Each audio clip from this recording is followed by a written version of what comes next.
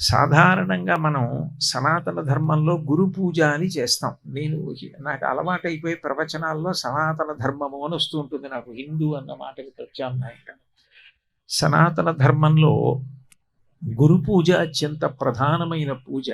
నిజానికి ఆషాఢ శుక్ల పౌర్ణమి గురు పూజ వ్యాస పూజగా నిర్ణయింపబడి ఆ రోజున అందరూ గురువుని దర్శించి గురువుకి నమస్కరించి గురువు గారికి కృతజ్ఞత వెల్లడిస్తారు.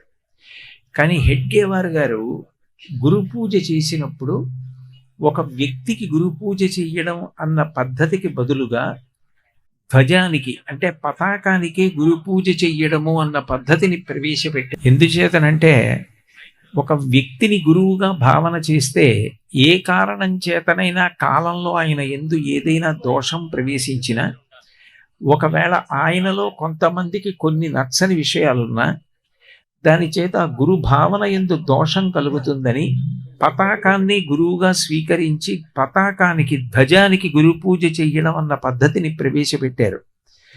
కాబట్టి గురు దక్షిణగా ఎవరికి తోచినటువంటి ద్రవ్యాన్ని వాళ్ళు తీసుకెళ్ళి గురువుగారి పాదాల దగ్గర సమర్పిస్తున్నామన్న పవిత్ర భావనతో ఆ ధ్వజం దగ్గరే ఉంచేస్తుండేవారు.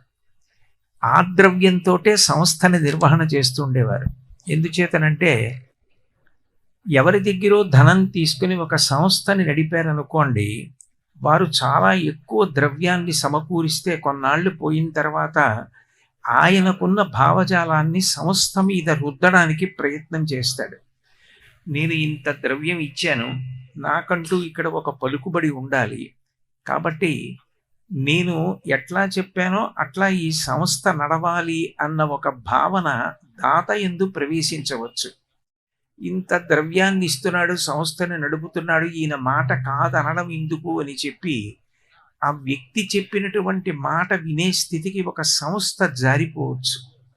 అటువంటి దోషాలు కాలంలో సంక్రమించకుండా ఉండాలి అంటే వ్యక్తుల దగ్గర విరాళములు స్వీకరించడం అన్న మాట కాకుండా ధ్వజం దగ్గర గురు పూజా సమయంలో సమర్పించిన విరాళములు ఎంత వస్తే దానితోటే సంతోషంగా సంస్థని నిర్వహించడం అన్న పద్ధతిని ప్రవేశపెట్టి కాలగతిలో సంస్థ లక్ష్యములు దెబ్బతినకుండా జాగ్రత్త తీసుకున్నారు.